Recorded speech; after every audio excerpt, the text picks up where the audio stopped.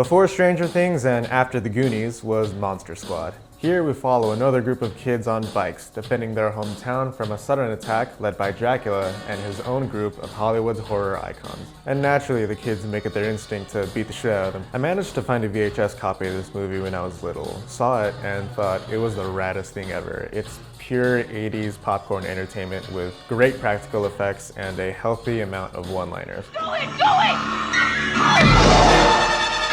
Wolfman's got gnar! This movie just makes you feel younger. It's such a delightful time capsule and definitely made me feel empowered as a kid. It made me think I didn't have to be Godzilla or a superhero to fight monsters. I could just be myself. Definitely a lot more likely to die though. To see Monster Squad, you can find that on YouTube and Amazon. And don't forget, stay spooky.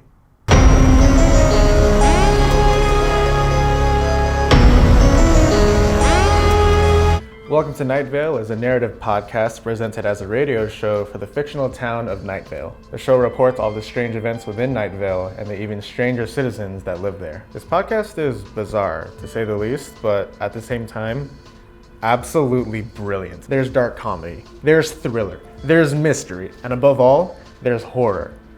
Of all kinds. Since it's a podcast, you have to imagine as you're listening. And that's why I love this as a podcast format. Because for us as people, what we can or cannot imagine, what we cannot perceive in front of us, will always command the most fear. The sound design is cinematic, the vocabulary is vast and exquisite.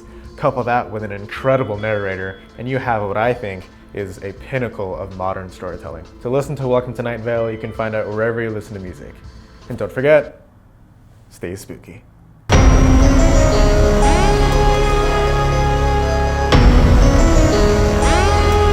Swinging it back to the 90s, Army of Darkness is the third installment to the classic Evil Dead trilogy, and where the series took a drastic turn towards comedy. When our supernatural slayer Ash is sent back to the medieval age, he's got to fulfill an ancient prophecy and bust some ghouls before he can go home. Despite this being the third Evil Dead movie, you don't have to see the others to get what's happening. If anything, I think it's better to see it on its own. That way you're even more flabbergasted at how nonsensically awesome this movie is. Like, it's a dude with a chainsaw arm who fights monsters, and he teaches medieval knights to also fight monsters. This movie is a classic and really ahead of its time. It's raunchy, fun, nostalgic, genre-bending madness.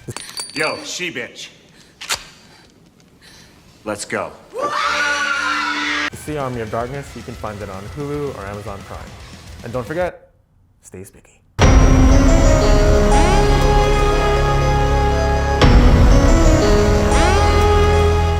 We're ending it with one of my favorite examples of cosmic horror, The Void. Here, a helpless group of people are trapped in a small hospital. They're surrounded by a mysterious cult on the outside and stuck with indescribable monsters within. If you're into movies like The Thing, The Fly, or The Blob, if you love body horror and practical effects, then The Void is perfect for you. It is a bloodbath in the purest sense of the term. While a little weak on the story side of things, I think it makes up for it with how delicious and violent the effects are. This movie is a prop maker's wet dream, and I honestly have to forewarn you, if you have a weak stomach or get queasy easily, you might want to pass on this one. This movie is so hardcore it makes Saw look like My Little Pony. A perfect Halloween movie and a perfect way to wrap up October.